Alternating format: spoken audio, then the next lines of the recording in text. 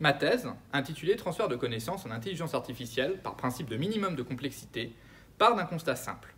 La majeure partie du machine learning est fondée sur une notion de stationnarité, et plus précisément sur l'idée que les agents apprennent seuls, sans interaction avec d'autres agents, et dans un univers où le monde ne change pas. Considérons par exemple un système capable d'acquérir des connaissances par apprentissage. Aujourd'hui, avec en particulier l'essor de l'apprentissage profond, ce système est parfaitement capable d'apprendre à reconnaître des chiens et des chats sur des photos, si on lui donne accès à suffisamment d'exemples pour cela. Mais il sera complètement désemparé si on lui montre un dessin de chien. Pourquoi donc?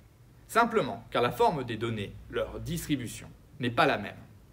Pour lui, l'état du monde a changé depuis l'apprentissage, et il sera bien incapable de comprendre comment. En pratique, il lui faudrait transférer et adapter ses connaissances, ce qui est le cœur du travail effectué dans le cadre de ma thèse.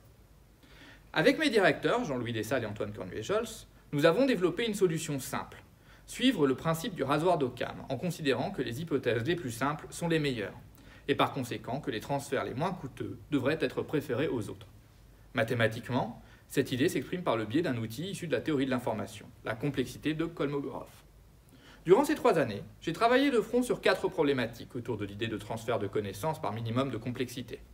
La première est l'analogie, c'est-à-dire des comparaisons du type ABC est à ABD ce que IJK est à IJL. Ce problème peut sembler simple à première vue, mais il est loin d'être évident, tout en étant essentiel aujourd'hui, car il peut être utilisé pour l'acquisition automatique de langue et pour la traduction automatique. Nos travaux ont montré des résultats cohérents avec des principes cognitifs connus, ce qui les distingue d'une grande partie de l'état de l'art. La seconde problématique est l'apprentissage par transfert, qui correspond à l'exemple sur les photos que j'ai mentionné. Le système apprend à partir de données, mais doit adapter sa connaissance à des changements de distribution.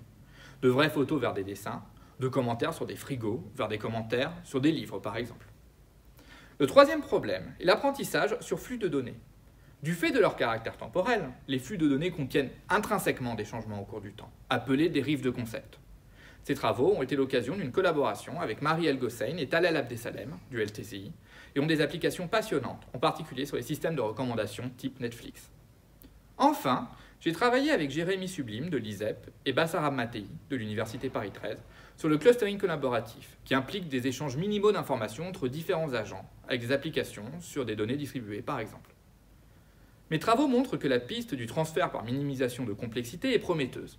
Non seulement nous obtenons des résultats expérimentaux compétitifs, mais de façon plus fondamentale, nous proposons une nouvelle vision de l'apprentissage, avec une formalisation simple de concepts essentiels certes, mais encore jamais décrits en machine learning, tels que celui de transférabilité. Naturellement, beaucoup de travail reste à faire, car la question est très ambitieuse. Mais à défaut d'avoir apporté une réponse définitive, je suis très fier d'avoir pu proposer des directions originales et prometteuses, qui peuvent potentiellement ouvrir vers des directions nouvelles de recherche.